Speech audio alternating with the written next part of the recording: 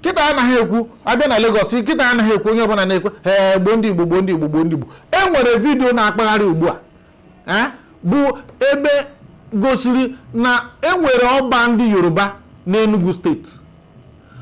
Ọ bụghị sụsọ nke ahụ, enwere ịga na Ibeagwa Nsụka ndị Yoruba bi ebe ahụ, ndị Hausa bi ebe ahụ, ndị Igala bi ebe ahụ bụzi eze. Enweghị onye na-enye ha nsogbu. Today I'm with a distinguished personality here in Enugu State. We are in Ibeagwa Nike in Enugu State. And I'm with Obalaji Abdulaziz Adebayo Olateju, Olono number 1 of Enugu State, Oba Yoruba in Enugu State. Eba kimurasu Igbo. Eba kanu mutasu Igbo. Na so ya dikama afọ. Nke a bụ ihe a ga-ekwu iche maka na gbasara akụ asụsụ. Chineke nyere m onyinye ịnụ asụsụ.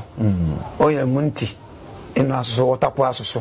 Ndị gbada atụ egwu na ị ga-abịakwa mmeri anyị mba. Iru na Ibeagwa Nsụka onye kachasị emepe obodo, onye mmepe obodo kachasị bụ onye obodo a bụ onye Yoruba. Enye ya ọtụtụ taịtụl dị iche iche, nye ya ọtụtụ akara nkwanye ugwu dị iche iche maka gịnị na amụrụ ya n'obodo ahụ o soro na-emepe Ibeagwa Nsụka gara na Ibeagwa Nsụka tata. M ga-egosi na ụfọdụ n'ime mgbe anyị gara ebe ahụ ihe ha gwara anyị, ha nọ ebe ahụ, amụrụ ha mụọ nna ha ebe ahụ, ha na-asụ Igbo biri ebe ahụ n'ụmụ anyị Igbo. Juwe the whole Nsụka senatorial zone nwere ebe enweta ndị ọbịa like Ibeagwa aka ndị obodo nyere ha na n'efu egoro ana ego nwere ebe ha goro ana. Anụchara ogo onwe bụ na ebe a dabara ha ndị obodo a na-anya ebi ebe a ewenye ha na ebe na-eso ha ebe a na anyị bi anyị egoro ego enyere anyị enye otu mgbago ma mgbada ebe a ma ndị na-agbago ha nyere enye n'ụgbọrụ bibenu. Anyị anaghị enye ha nsogbu ma ha nwa anaghị enye anyị nsogbu. Anyị nọ n'udo.